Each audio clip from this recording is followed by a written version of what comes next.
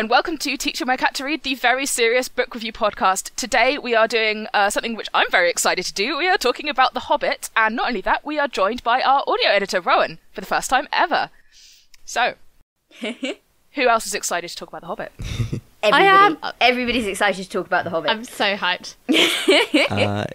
So hello, I'm Rowan. Yes, and how do you feel? This is the most important thing. How do you feel about your very first appearance in front of our dear listeners? It's a lot more stressful than just listening to you guys record. Yeah. The only thing I have to worry about is how often Em's going to swear. Rude. Rude and uncalled for. It'll be fine. In about 5 minutes, once you've switched your brain off and you've just got your mouth running on autopilot, it'll be fine. Like the rest of us do every single time. Yeah, just kind of forget talking to the actual world. Exactly. Just running on full-on foot-in-mouth disease constantly. Speaking of editing, we're going to need a cue to go to the jingle, which I think should start now.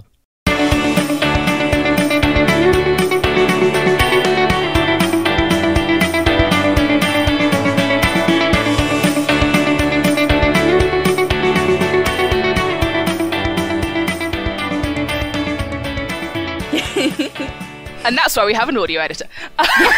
No, also Rowan is responsible for making this podcast happen. Like, so much work goes into it that Em and Lottie and I just do not do. I mean, to be honest, before now I would have agreed with you, but the amount of stress I was under rereading this book that I have read 100 times as a child.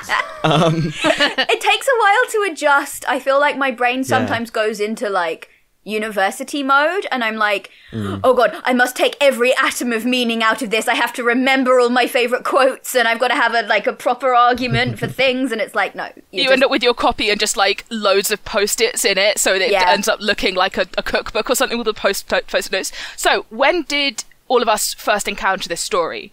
For me, it was when my dad read it to me as a child. I think I must have been about 5. I have a very distinct memory of him sitting in our garden at home and explaining to me what the diaeresis on the ravens' names mean. That you pronounce this Roak and not Roke. Because my dad did classes, he's a sort of linguisty person. So, how about you guys?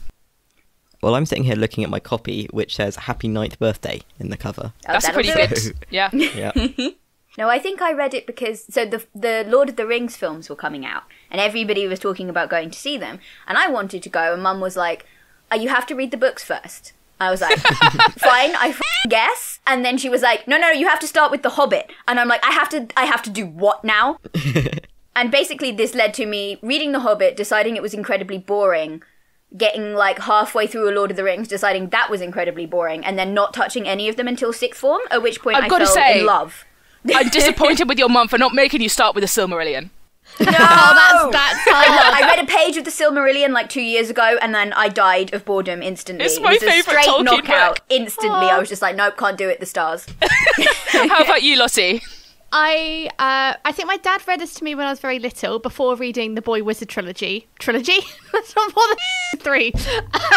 If only there were only 3. There were only 3 that were good, right? It does peak at the 3rd one, so... Yeah, so like I definitely remember bits of it, as in, I think I've always been aware of Bilbo, Smaug, there were some dwarves, and that was sort of my understanding of it. I haven't read Lord of the Rings. I know I'm a terrible fantasy fan. To be honest, I remember when I watched the first Lord of the Rings film, and I got scared halfway through when I was about 7. Whenever they first came out on DVD or VHS or whatever. And never watched any of them again. But I did listen to the soundtrack on loop perpetually to go to sleep to, and have done for the past about 20 years. So it's such a good soundtrack. And that's like my connection is the soundtrack. And it's so it was a really big thing when I was a kid that I got a TV and I got a PS2 that I got to have in my room, and I would just constantly watch the Lord of the Rings DVDs on repeat, and I would fall asleep to them. I would also listen to them with the audio commentary on. So I've listened to the cast audio commentary on the Lord of the Rings DVDs literally hundreds of times in my lifetime. It amazes me that anyone could get to 6th form without having watched all of these films at least 20 times. Speaking of the movies, what we're doing, because we are doing a 2-parter on this book, because there is absolutely no way we're going to be able to fit everything into one episode. So for today's episode, we are going to be talking about the book itself, and not the adaptations, and not really talking about the rest of Tolkien canon. That stuff will be in the next episode. So this episode is an episode free of ranting about the movies. I mean, some of it will leak out, right? But we're not going to have the full-blown We're rant. not going to be able to resist. That was like my main thing reading it, was like, This is not like the movies and is also better than the movies. Explain. Exactly. Okay, Constantly. but save it for the next episode. And it also means that you are not going to get an hour and a half of me talking about the Silmarillion. Yeah. Yeah. That's the next I appreciate episode. that. I appreciate your restraint. Yes. In this episode, so we normally start with a terrible summary. What would your terrible summary be? I mean, I just wanted someone to give Bilbo breakfast. That would be my terrible summary. Somebody just give the poor Hobbit breakfast. That was a very relatable mood. I don't care about the Hobbit. Will someone think of the ponies? Yeah, the ponies make me so sad. Like when they're with the trolls, and the trolls are like, "Oh, we're just going to eat these ponies," and the ponies will end up like lost in the wilderness. It breaks my heart. There's a running theme in Middle-earth, isn't it? It's just like the ponies get eaten. The poor, innocent, hard-working ponies get eaten at every possible opportunity, and it sucks. Unless they hook up with Bjorn, I guess he is the only one that will think of the ponies. Yes, Bjorn. Oh, Sam will think of the ponies, he just won't be able to do anything about it. My summary, I think, would be, this was not in the job description. I'm not getting paid enough for this. Like, Bilbo goes along being like, I'm going to be a burglar of this very ill-defined role. He's getting paid in experience. Well, so there's something which I think is sort of interesting where, about the narrative, like this story as a whole thing, is it's not really like this big epic adventure, really, until they get to the end. And Em and I were talking about this last night, where, to start with, these dwarves all got together, and they're basically just going to try and, like, rob the dragon, Smaug. They're not actually trying to retake their ancestral home, they're just trying to get back some of their wealth and their gold from it. And that's why they have the burglar. They want Bilbo to go in and steal loads of stuff, and then they're going to, like, leave. And when they get to the mountain, they're just like, oh, actually, we want to take this mountain back. Conveniently, only once the dragon is already dead. I mean, the more of the vibe is, actually, we didn't think this through. Yeah, exactly. Like Rowan's saying, they didn't think it through. Like, yeah, when they get there, they're just like, oh, actually, our priorities have changed because we didn't realise how this would feel when we're here. Yeah. Also, speaking of them not thinking it through, I really enjoyed the moment where, like, Bilbo's gone to talk to Smaug, and Smaug is like, the dwarves aren't going to let you keep the treasure, you know? Like, how are you even going to get it home? Did you even think of that? And Bilbo comes up and tells them all that, and they're like, well, damn, now you mention it, we actually hadn't thought about how you were going to get your share of the treasure home, but I promise you we'll do it. And it's just like, really? I love that, because it's so how I live my life. You planned this whole massive adventure, and you were like, how do we transport gold again? Just like, really? That stuff's heavy. I think it's kind of, the feeling of the book for me, it definitely is not an epic quest, or there was a definition, it was like, what's the difference between a quest and an adventure? And this is definitely more of an adventure where you're doing something, I say for the lols.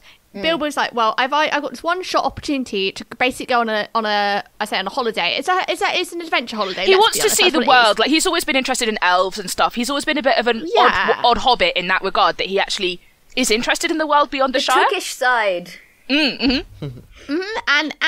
And I really, really like that. And I think that's what makes this book so endearing, is because it reads like a kid's story. It feels like it is being read to you as a child, because that is what it is. It was a kid's story. Yes. I'd forgotten how much it felt like a bedtime story. It's not a quest. It's an adventure. Just like kids have made up, you know, imaginations and stories, and they go on their adventures in the garden or in their house, and they make up these wonderful tales. That is what it felt like. It felt like an adventure for children to go along with. So I think the vibe that I got is it's not just one bedtime story. It's each chapter is a bedtime story. It's very like episodic. Two and a half weeks of bedtime stories. Yeah. You know, and you can. And sometimes you can even feel the bit where the kids are like, but we want this character back, like Bjorn just turning up out of nowhere at the end. Yeah. Well, I think it's interesting because the way that this story was created was Tolkien making up stories to tell to his son, I think Christopher Tolkien, and he then afterwards went, I could put these together and actually put it into the canon of, I always said we're not talking about it, but the larger Middle-earth legendarium, right? Yeah. And that's why in this book, the One Ring is kind of just a magic trinket that can turn people invisible, and it's really not a big deal. It's because it wasn't conceived that way. But I love how it's not a big deal. Exactly. I love that. It's not the book is not about Lord of the Rings. The book is about The Hobbit. Well, yeah, I mean, and I had a larger point I wanted to make about, like, the structure of the story, and, like, so it very much feels like this, you know, this bedtime story, and it's very episodic, and, you know, oh, they're fighting spiders, and now they're captured, and now they're in barrels. But then when they do get to the bit where they become part of a larger story, like, they're in Erebor, and suddenly there's a battle, and suddenly there's the future of kingdoms at stake and whatever. The tone, I think, does change, and that's when the dwarves. So there's this line at the end when like Thorin's on his deathbed, right? And he's saying, if more of us valued good cheer and so on and so forth, the world would be a better place. And I think the point at which the dwarves stop valuing that is when they get to Erebor, and that's when things go south for them.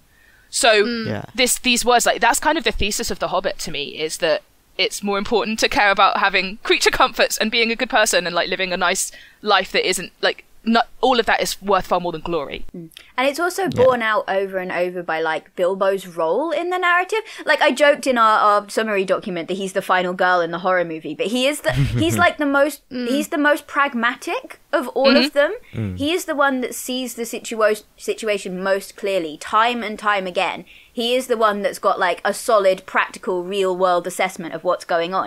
And I feel like it's very much like a modern person walked into a high fantasy novel and was like, well, none of this makes sense. Why are you behaving like this? Well, this is all very stupid. I would like my breakfast now. I was completely thinking of that, particularly at the end, because you have all of these, like, not exactly like old-fashioned medieval problems, but, you know, fantasy problems. You've got to deal with the king of the elves. All these archetypes. Yeah. Yeah, and then at the end of the novel, he goes back and he has to deal with the fact that he's legally dead. Yeah. Which is like... It's the contrast of this high fantasy, you know, glory and all of these sort of high concepts, and then very mundane sort of pre-industrial England normal life. Yeah. What I really liked is I made a note of it because it did make me chuckle.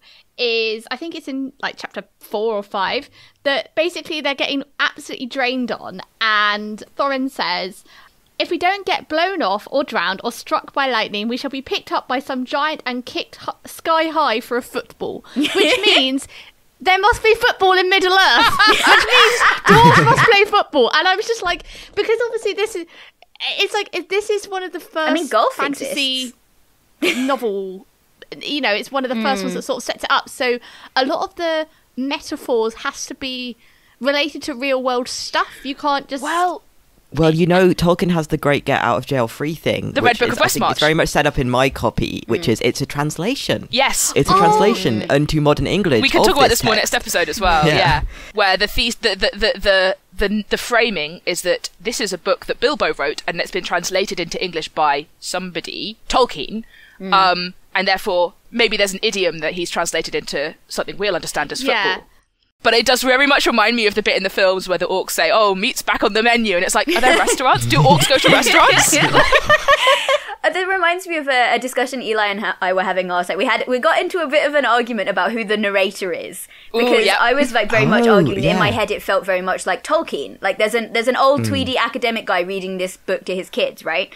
Yeah. And Eli was saying, oh, but no, in canon, it's Bilbo's book. Bilbo wrote it. And now I'm realising we can have both. Yeah, because Bilbo of that translation it, but also convention. the translator is presumably like William Golding his way through it a la Princess Bride, where he, like, all the little asides that are like, oh, you know, what is a hobbit? Oh, well, obviously I will explain this to you. All the bits where, like, the narrator's clearly reacting to somebody else or making commentary on things that maybe Bilbo wasn't there to see. Well, there are so many elements of it, because it's Tolkien trying to, like, pretending to translate Bilbo, who's pretending to be an omniscient narrator of events that he was mostly but not all there for. You know? So there's lots of layers to it. Yeah. I do love the narrator, though. Like, I definitely don't think of him as Bilbo. No, I don't. And I do like the way it allows kind of fleshing out. And also the little moments of, that's not the last time that Bilbo would miss his hobbit hole. Yeah. And the way that it's, like, lovely and quaint, and also just kind of reassures you that Bilbo's not going to die right now. He'll be fine. There's a lot True. of, like, calling backwards and forwards to different points of the story that we haven't got yet.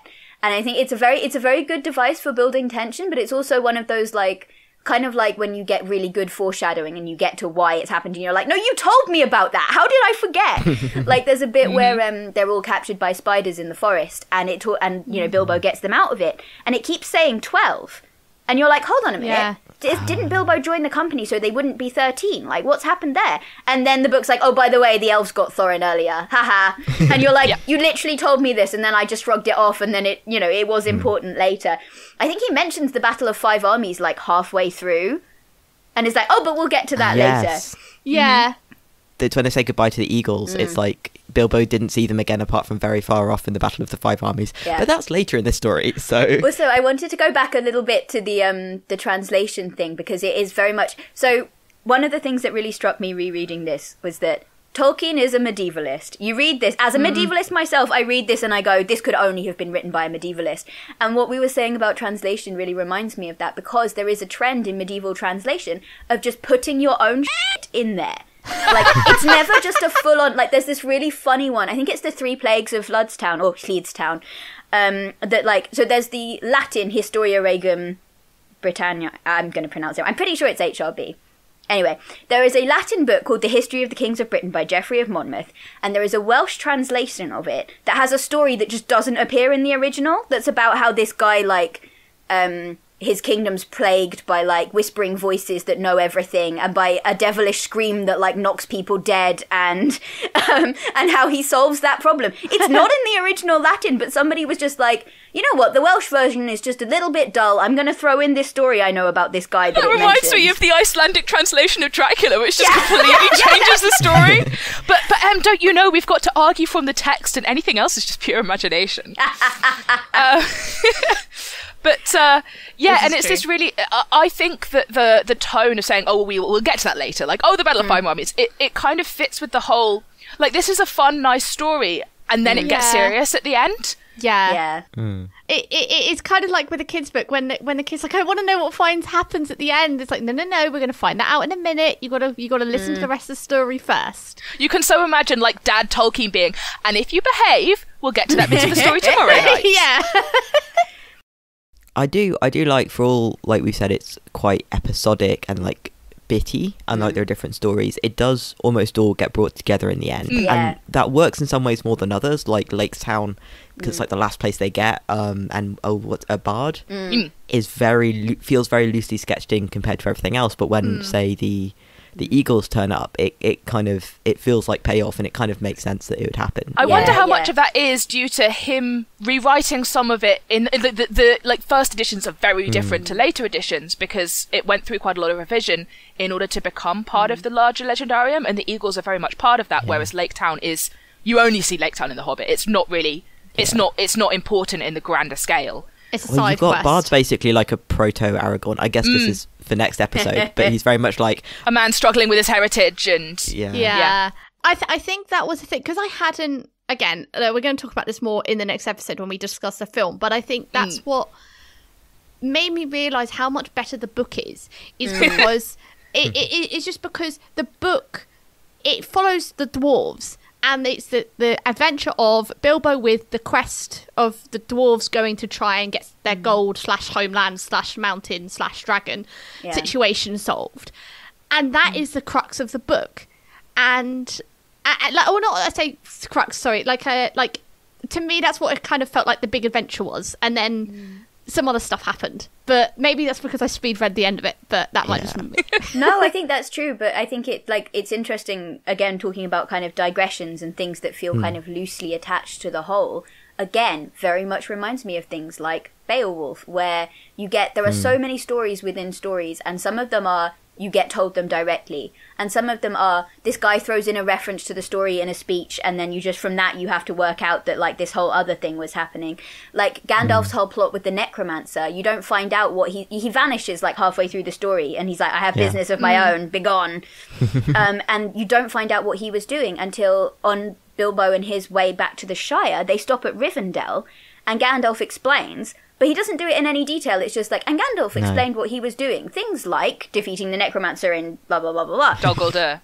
Yeah. And there's like all these different levels of like, and I love that. When's the story being told and by who, and like how much detail we get, and again, just feels really medieval to me. And it's like, so Bard, for example, is the hero of another story. He is the hero of the story where he slays a dragon and then has to unite the fragmented his community that's just had their home destroyed, and they settle in Dale, and it's like that's a whole really interesting narrative that we see the shadow on the wall of the cave of. And the other thing about Gandalf disappearing is, like, you can so see Tolkien being like, I need Gandalf to not be here for this because he would break this part of, like, he can't be here because he would break the situation. So Gandalf is just off, like, getting milk or something. I mean, you say that, but also, like, Gandalf at one point just throws pine cones at wolves. Like, he's so underpowered. At one point, he's going to die by throwing himself on, like, 4 goblins. Yeah. I do enjoy how, like, stupid everybody is in this. This is actually something I wanted to talk about when we were talking about structure, but I think it also plays into character as well, is that this book felt to me like a D&D campaign,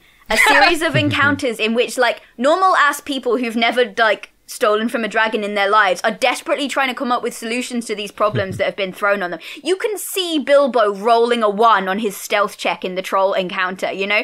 The whole, like, oh, how do we get the boat across from the river? Like, I have had that, like, I'm solving this stupid puzzle in D&D, and I'm like, how do I do this? There's got to be a clever way to do this. And in the end, you're just like, I'm just going to throw a rope at it and hope that works. There's a really good video by Matt Colville, which is basically framing The Hobbit and then The Lord of the Rings as 2 different D&D campaigns, and basically the 2 different approaches to DMing that they would kind of embody, if you think of them like that. That's so interesting, because so much of D&D, like, you know, the classic D&D vibe it's grown out of Tolkien's work. Yeah. I mean, we can talk about this, I guess, more as well next episode, but sort of the way that Tolkien's Legendarium has been kind of built on as the fantasy setting, when actually when you read, I mean, this is more so Lord of the Rings than The Hobbit, but like, you know, it's actually a lot more melancholy, and they're at the end of an age, and they're reflecting on the glories of it's so past old civilization. English, I want to scream. Like, yeah, you can really see Tolkien's Old English, like, I think D&D and is one of the places that has very much taken that bit of the legacy. Yeah. Because an integral part of a lot of D&D is there are all of these caves and dungeons and these ancient places that are full of artifacts from a more powerful time. Which is a very, like, there are whole Old English poems about, hey, we found this cool ruin on our country, and like, wow, those people must have been really badass to build this place, and now they're all gone. That's going to happen to us too.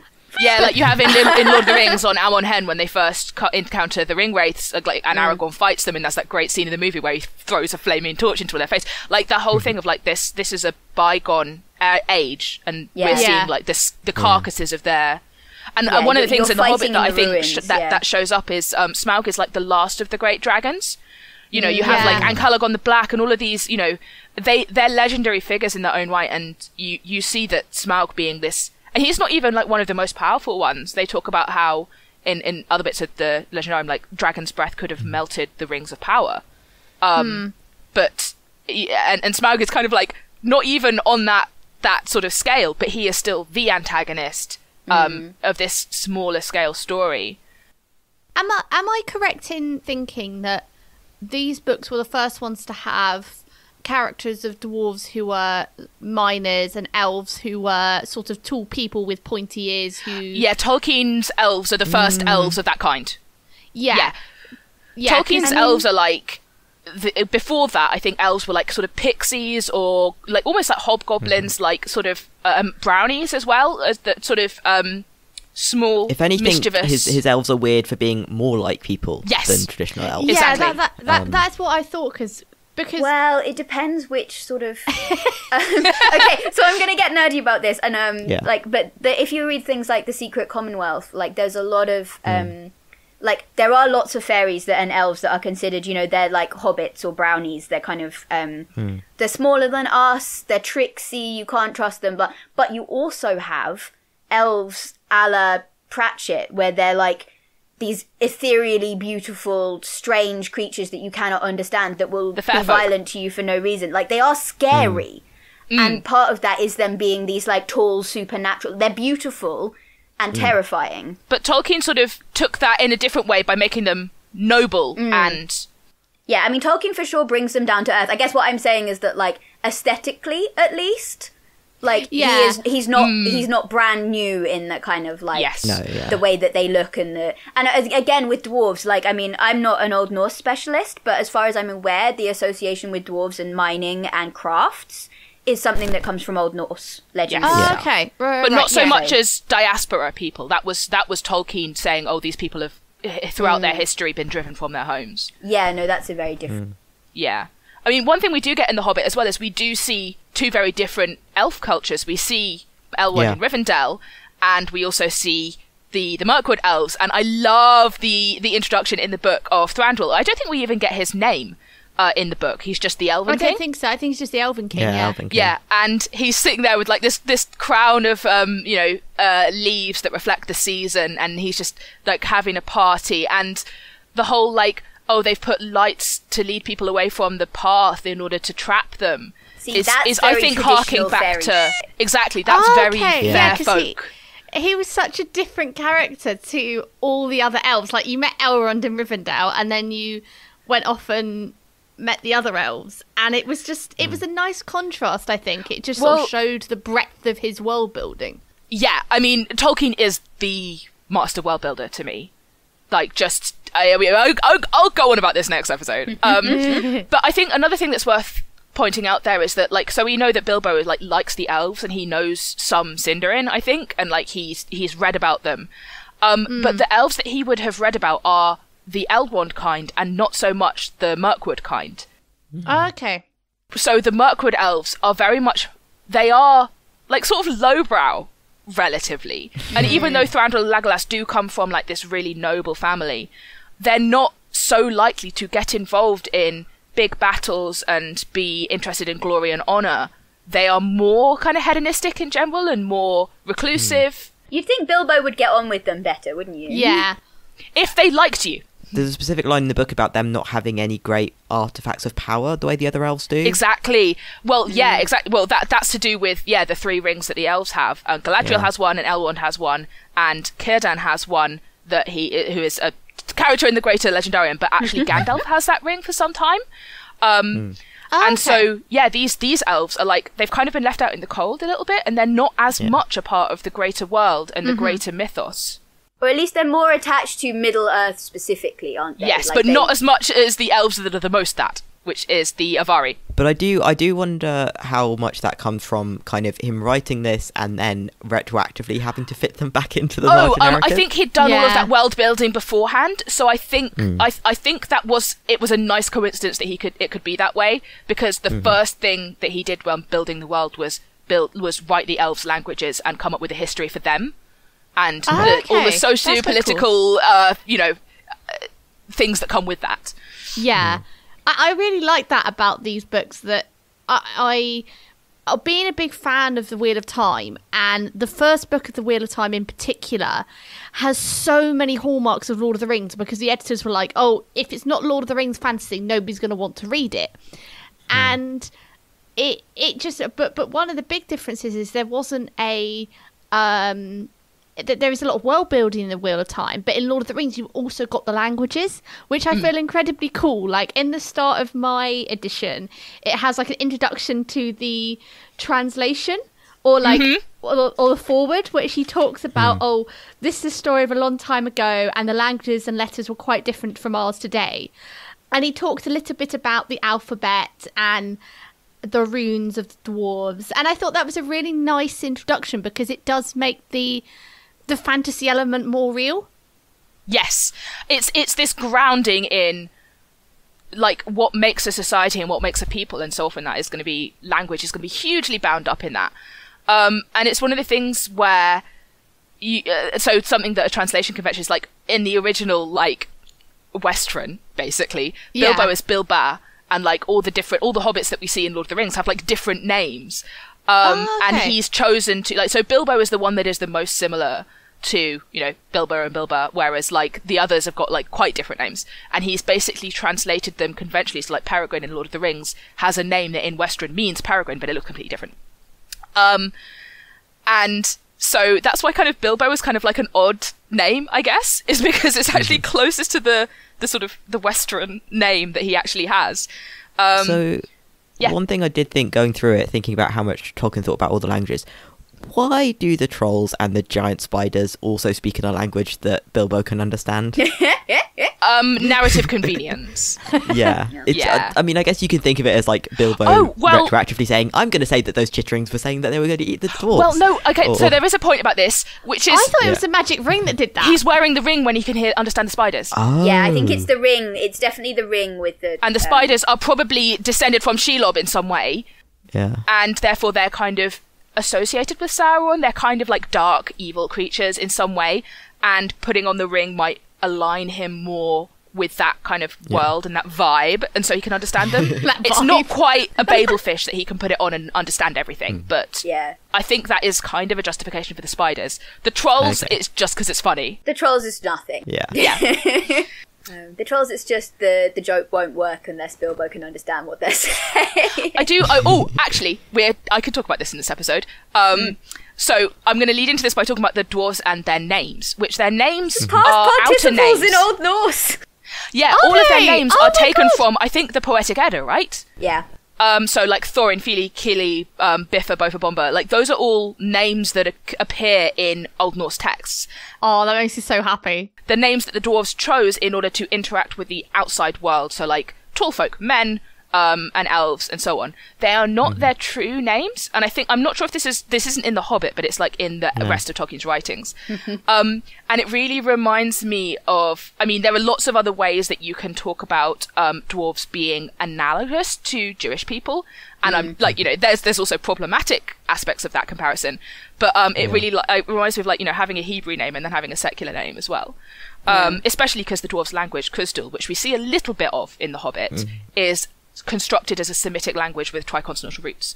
So if we're talking about Tolkien and languages, and also the dwarves, I want to throw my hat in the ring for the dwarves have Jewish elements in their world building and their race. And well, you think about the diaspora aspect as well. While we're on the dwarves, we are going to have to talk about the big problem with this novel, which is there are 13 dwarves. And there are 3 personalities between them. I love, and this is something to do. D&D thing. There's like most of the dwarves are NPCs. Yeah. Like Gandalf, Bilbo, Thorin, and Balin are like playable characters, and everybody else is just like.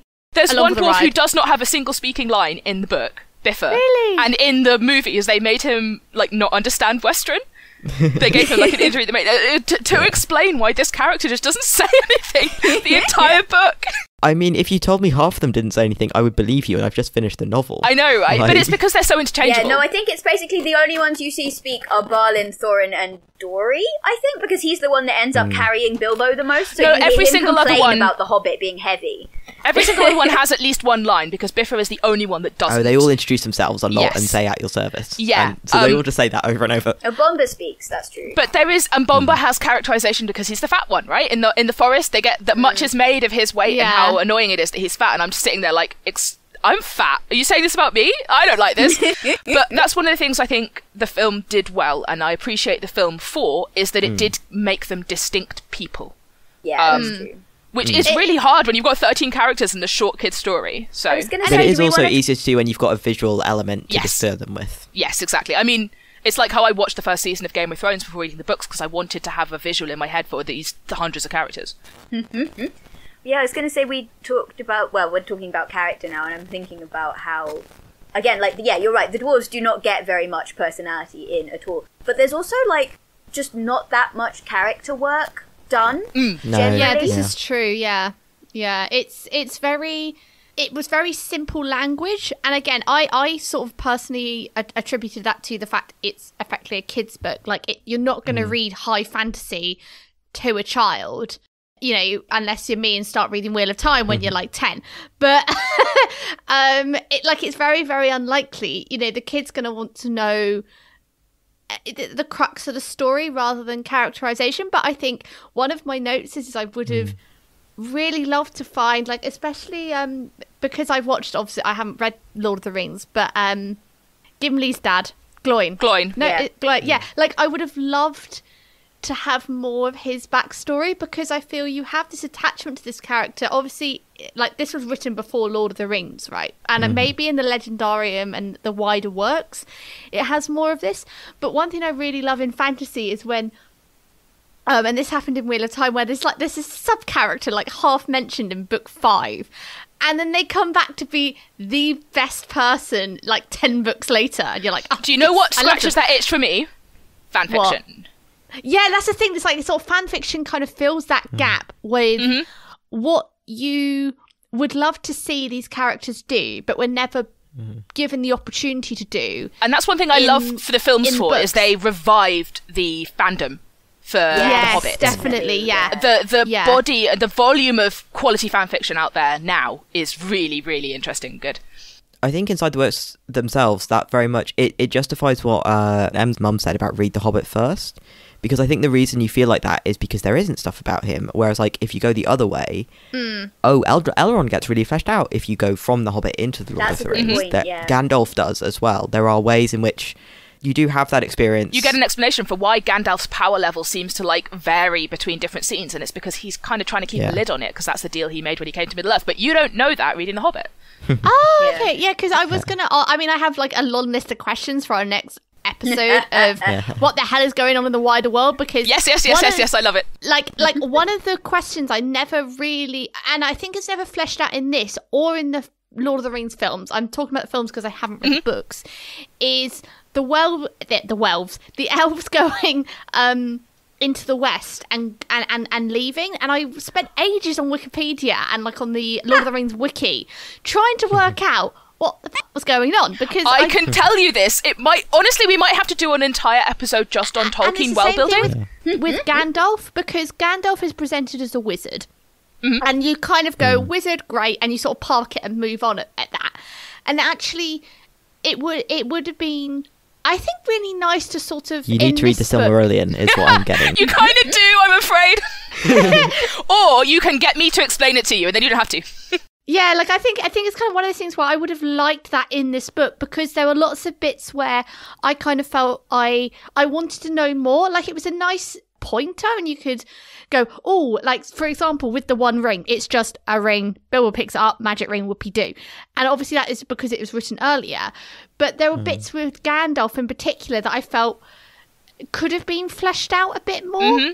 One thing that the Lord of the Rings has is it has appendices. I don't want that in this book. No, I think it's perfectly balanced as it is, yeah. I like it being a small story and having hints at that, and you can go read Lord of the Rings if you want to. Like, and the appendices, where a lot of this stuff is fleshed out. Yeah, that is true. It plays into the kind of sense of it being a bedtime story, and then they're simple, followable archetypes, and I think that, like, and they have personality, because I think it's like, if they were only archetypes, you wouldn't get all the, like, them all being so grumpy and getting on each other's nerves, and there's a glorious bit in the Bilbo comes back from having a quiet freak out in the pantry, as you do when there are lots of people in your house, can attest, to find that, like, Thorin is blowing smoke rings and Gandalf is blowing smaller smoke rings and then using magic to send them through the smoke rings. They're like playing a little video game scene in his kitchen, and it's just such a dork move, and I love it.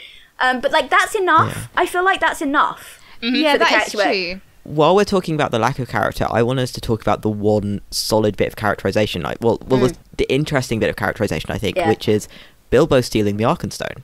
That is a massive we haven't even got on to, like, choice. actual plot. Yes.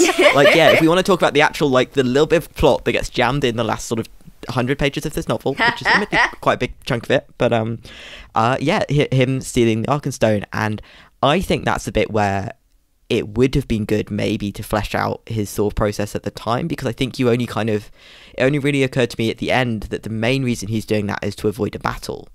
Like, it's not... Yes. I don't know if he actually thinks that the men have a good claim, because rereading it... no, he definitely doesn't. I was more sympathetic to Thorin than I have been in the past. Oh, yeah. You know? He has no idea of the political... lay of the land. I think this is another example of him having just a very different, almost a modern pragmatic perspective on it, isn't it? Because if you're, like, from a high medieval perspective, you're looking at this battle, and there's like, Thorin is not wrong to be like, actually take your army away and then we can talk, because there are 13 dwarves in a mountain, and they've brought a whole army to essentially so at this point the dragon is dead. And the elves and the men of Lake Town don't know if the dwarves are too. So they've come to the mountain with this full elvish army, either to rob it while the dwarves, like, corpses are literally cooling on top of it, or they've come to fight 13 dwarves with an entire army. This is not a good look. And it's also, like, it's very understandable that Thorin would be like, actually, you need to level the playing field before we can talk terms. Not to mention the elves are the dwarves' ancestral enemies. So there is a lot of hurt and there. had just incarcerated them for months. Literally the same. Absolutely. And very unreasonably, given the situation. But and then you kind of get, from the men's perspective, they're like, well, the elves are actually helping us right now. And, you know, we have, our entire town has been destroyed because you woke a dragon. Like, we need, you know, it is not unfair for us to ask for, want the things that you promised us when you like came into our town and were like, we're gonna reclaim the mountain, give us all your food. And also, literally, some of that gold is ours. Some of that came from the town of Dale. And then you get into the complicated issue of, well, would Dale have been as prosperous if Erebor hadn't been there? And it's really messy. Something I wanted to point out is, so Bilbo wanting to avoid a battle is also, Tolkien is so anti-war.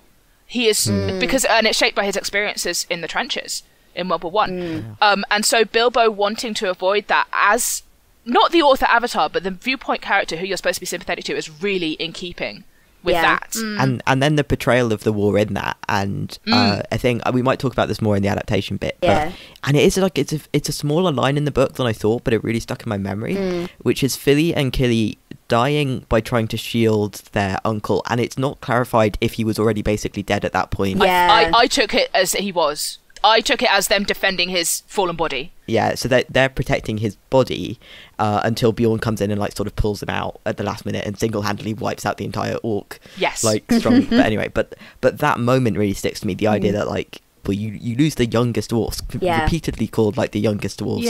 Who shouldn't really have been there. I mean, it's sort of they are barely of age to be going on a quest like this, and it's very much in keeping with sort of Tolkien's something he carries throughout his works, which is that like war hits innocent people and people who those who weren't involved in the decision making of it. I mean, Philly and Killy kind of were, but not really. It was they were kind of forces beyond their control. Yeah. This is reminding me of a lecture I went to, I think it was given by a PhD student from the Oxford medievalist department, who was talking about post-First World War fantasy literature and how we tend to characterise the sort of the iconic literature arising from World War One. It's things like the war poets and it's the cosmic horror. But actually, like if you look at, say, T.H. White, or if you look at C.S. Lewis, or if you look at Tolkien, you get these... those are just as much defining literary trends that you can argue were really, really defined by the writer's experiences in World War One. Yeah, I mean, all the Saruman stuff in Lord of the Rings, massively, and the industrialization, and in the first draft of Lord of the Rings, Saruman had tanks.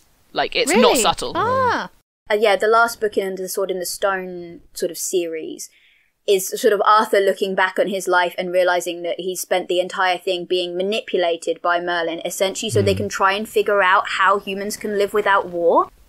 And he's just like a good egg who's trying his best this whole time. And his one friend from when he was a child is this like all-powerful wizard who's like, I'm going to use your life as a thought experiment to see if we can make people stop killing people. And none of it works. And it's like this just horrible tragedy. But yeah, anyway, this just reminded me of that kind of like, you can see some very, very developed thoughts about like war and what it's worth going on in this book. Yeah, and I think it harks back to that big story, little story thing. Like, as soon as the dwarves become part of the larger narrative of, now we control this mountain and now we have to engage with, Thranduil not just as this dude who's put us in prison, but as the king of a neighbouring kingdom. Yeah. Suddenly, they're bringing their histories with them in a way that they exactly. weren't. It becomes a lot weightier, and they start to see war as something that is not something unconscionable and to be avoided at all costs. They start to think on a bigger level, and that's not necessarily a good thing. A mythic level, almost. Yeah. Yes. And, like, Bilbo's just walking in there like, y'all are stupid. Like, I don't get this at all. Why are you... And it's really interesting that, like, the people he gives the Arkenstone to also don't understand his motives. Like, he walks in and they're like, oh, so you've betrayed the dwarves and you think we're right. And he's like, I don't think you're right. What are you on about? I just don't want my friends to die. I just want this to stop. Like... Yeah. And it's referenced in the text that there is, and I think it's in Lord of the Rings as well, there is no point in the grand stories for little people, for hobbits. Yes. Because there's a point where they get to Lake Town, and the thing that convinces the masters to sort of take in the dwarves is the people start singing an old song about the King of the Mountain coming back. Yeah. And there's a line that says, Bilbo was given a place of honour even though no songs had alluded to him, even in the most obscurest ways. Yeah. Like, he's not in there. He's not part of the grand narrative. He just happens to have come along. Yeah. And yet it wouldn't have succeeded without him. There is a line in the movie which is a scene that doesn't happen in the book at all, and it's Gandalf talking to Galadriel, who isn't there in the book, and because there are no women in this book at all. And he says something about, like, sometimes I find that the smallest people give me the most courage. Like Bilbo's sort of groundedness and the fact that he is just a person who thinks on a personal level instead of the mythic level is valuable. And in fact, it's what ends up saving everyone. And again, in The Lord of the Rings, the fact that Frodo and Sam are who they are ends up saving the whole world. Yeah, because it's more focused on a friendship rather than like Bilbo doesn't come from this grand family. Hobbits don't have this sort of grand place in the wider scope. I mean, he comes from a fanciest Hobbit family within this very small scope of this civilization that nobody else knows about. Yeah, like from the Shire, he is like one of the more affluent families, but the Hobbits are never talked about, or I say again in the films, or like from my reading, as you know, there's the elves, there's the dwarves, there's the men, and then there's some Hobbit peeps who are sort of doing their gardening and the little Shire thing. They're like a half-forgotten kids story for the Rohirrim. Yeah. I have a reference to make, which is, I don't know if we talked about it on the podcast, but there's this analysis that says that Shakespeare plays are either tragedies or comedies, depending on whether or not the women are listened to. And yes, I think we mentioned that in our Much Ado episode. Without, we would have talked about it at that point, without the Hobbits, everything is a tragedy. Yeah. And it still is tragic. Like, the Hobbit still is tragic in that Thorin dies, and it's not all for nothing because Erebor is reclaimed, and that ultimately turns the tide of the war in The Lord of the Rings. But, you know, without the existence of these people that are real people and not archetypes and not mythic figures, everything is kind of pointless and for nothing and tragic. And I think that's really, like, again, central to his sort of ideology about the way that the world works. Yeah. And the way that history works, about the sort of progression from those sorts of heroic archetypes to sort of gentle, rural, like you were saying, just pre-industrial kind of like, everybody's kind of doing all right. And that's good, actually, and that's valuable. And you don't have to, it's not a, you know, you have to suffer to be, or have any like great skill in anything to make a difference, and or even just to be happy. If more of us valued good cheer and a happy home. Yeah, the iconic line. Yeah, it's just those sort of simple things that I think. I feel this whole like mess of plagueness has kind of brought home that it's sort of, I feel for me personally, it's reinforced that message that it's the little things that make a difference. It's Skyping your friends. It's, you know, taking up a craft. It's all those little things. Not, I must go in social media and do all these 101 different things. It's the little things that make things better. And also, I think as well, the kind of heroism that we, if you can call it that, if you were not talking about, you know, like frontline workers essentially being held hostage in this situation, but the kind of courage that it takes to go to a hospital day after day in this sort of situation and do your job reminds me more of the Bilbo being really scared at the mouth of the tunnel and then going out to meet the dragon anyway than it does, you know, the kind of grand last charge of the line of Durin kind of thing. There's that very personal struggle moment where no one can see where you make the decision to stay. And I'm going to talk about that a lot in the next episode because I want to talk about the difference between Bilbo as characterized in the book and the film. Yeah. And I think one of the major differences is that, like, Bilbo never once in the books tries to go home. Never once. Like, he thinks about it a lot, but he never actually does it. It just doesn't cross his mind at all. And like, the film actually just straight up betrays that. Yeah.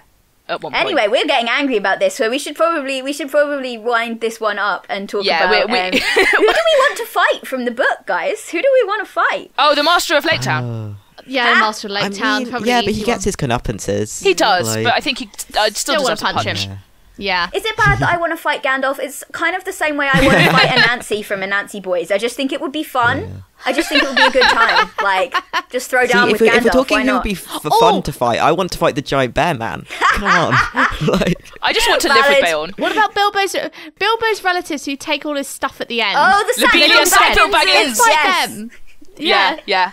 Beat her across the head with a giant silver spoon. Have you guys seen that absolutely earth-shattering take that, like, the dragon is to the dwarves what the Sackville Bagginses are to Bilbo? Like, he moves into their house while they're dead. He thinks they're dead and, like, steals all their stuff. And it's just like, Bilbo joins the adventure because he's like, he wants to help somebody get rid of their own Sackville Bagginses, and I love that for him. Yeah, that's how they phrase the quest to him, and he's immediately on board. Yeah. Do we want to discuss where we would put an F-bomb in this? because I think I have at least one good place. Yes, no, Bilbo definitely. I should feel get like the F-bomb is like Bilbo dropping has an to get F-bomb it, in the yeah. book is a lot funnier than dropping it in the films.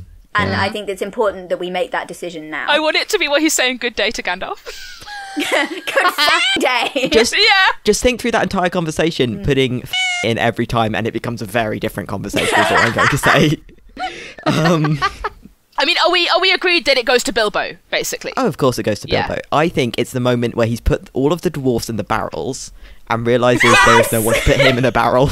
Just quietly to himself with feeling. Yes. Like Geralt in The Witcher every single time. Just a tiny I quite like so there's a rant at the end, and I wanted to talk about sort of it's a very like dry old Norse saga humor sometimes, but the bit when he gets Thorin out of the barrel at the end, and Thorin's like really grumpy with him, and Bilbo loses his temper, and you could just picture him with his like hands on his little hips, like, are you alive or are you dead? Are you free or are you in prison? Like, what did you want me to do? Yeah. And he deserves to put an F-bomb in there somewhere. Yeah. I think that is also a good place. There is one point I noted, because I feel I wrote page 254 is the mood of 2020, and I was like, where did I think? I was like, oh, it's this bit where it says, tomorrow begins the last week of autumn, said Thorin. And winter comes after autumn, said Boofer. And the next year after that, said Dwalin. And I think just in there, it'd be like, and the next year after that. Because it's just like, that is what it feels like at the moment, going, well, I've completed another day of seeing nobody and doing Time's nothing. not real, but also why Congrats. doesn't it stop? Yeah. Also, I just want to say, I think Rose Pick is the most Geralt of Rivia F-bomb you could give Bilbo. And that makes me very happy. Right, do we want to talk now about what other things that we're reading? I've been reading a lot of Teen Wolf fan fiction, because apparently it's 2016 again. I have been reading more books for this podcast, and I rewatched all 3 Hobbit films in the space of about 2 weeks. Why would you do that I'm to so yourself? sorry. Oh my god! Because Braver than any I US felt like Marine. I couldn't make a just comparison, but I watched them again, and I have a lot of thoughts, and they're not about the book. It gets to the point where I'm critiquing the cinematography. So Yeah. I thought you were going to say I have a lot of thoughts and they're not complimentary. it's not complimentary. One of my points I've written down is, how have they got such white teeth? Who is the dentist in Middle Earth, and can I go and see them? Because like, why have they all the got Hobbits white definitely teeth? have dentists. The They've Hobbits got definitely have really dentists. white teeth in the film, and it just doesn't make any logical sense. Well, if we're following the argument that the dwarves CF that throwaway line of Gimli's in the Lord of the Rings film about he's got my axe embedded in his nervous system. The dwarves are really dwarves medically are advanced. the medics of Middle Earth. Yeah. They are the medical scientists. They If have the highest anybody has constitution dentists- stat. Yeah, maybe. Anyway, we'll save that for next time. Yeah, so I just got a physical copy of the first half of Check Please, Oh, the webcomic I'm so that I jealous. absolutely love. Yes. Nice. So I stopped reading The Hobbit to read through that in like Nice. a day. That's a good choice. I respect that. I'm listening to the audiobook version of How to Write an Autobiographical Novel Okay. by Alexander Chee, which is another. I'm in like a book club thing, so it's something I wouldn't have chosen to read by myself, but I'm very glad I did. It's about a guy who was kind of part of AIDS activism in San Francisco, amongst with lots of other things, and it's kind of a collection of essays. Yeah. It's not actually a novel itself, really. Okay. But it's really interesting. I definitely recommend it. Nice. I mean, I'm still reading Eat Up by Ruby Tando and enjoying it immensely. I appreciate people who are just like, yeah, human bodies are gross actually, and that's kind of cool. And I'm just like, yes, thank you. Yeah. That is probably a much healthier attitude than mine, if we're honest. But also, I love how like poetically she writes about food. It's just like really like, yeah, this is a really cool thing actually. Look at how awesome this is. Look at how every aspect of this experience and how cool and imperfect and messy it is. And I'm just like, yes, I love this. This is exactly what I need. Does it make you hungry every time? Weirdly, no. Ah. Which is, like, I'm weird like that. Like, I can't watch cooking shows because I will get hungry and I'll be really mad that I can't eat the things. But I can watch Bake Off because I'm just not that into cake. My Not got as much reactions of a to, like, sweet what tooth. makes me hungry in the food writing Yeah, sphere see, I'm are not a just fan of very fondant icing, so I strange. agree. We found a really nice little Chinese supermarket the other day that we wandered into, and we have like this green cake that's kind of coconut flavored, and it's one of those like incredibly light cakes, and it's lovely. That was like our adventure the other day. We went to both the hardware store and we stopped at this Chinese supermarket on the way home, and it was like, You saw 2 places in one day? Oh my god, Exactly. what is this? All right, that's going to do us for today. Keep an eye out for our new podcast where we talk about baking and our everyday lives. Yeah, and like, thank you all so much for listening. Please like, subscribe, and review on your platform if you can. Follow us on Twitter and on Instagram. We have a Bookstagram account. We try and post books, but also it keeps most of the updates from the cat and also what we did on the podcast. Have a look at our website, which I think is linked in the description box below. And if you want to recommend us a book, ping us an email at teachingmycattoread@gmail.com, the 2 being TO, and add hello there in the subject so we know you're not spam. That'd be great. So yes, say hello, send us a message, and recommend us some books to read. Big virtual hugs, and we'll see you next time for episode 2 of The Hobbit. Yes. Bye. Bye.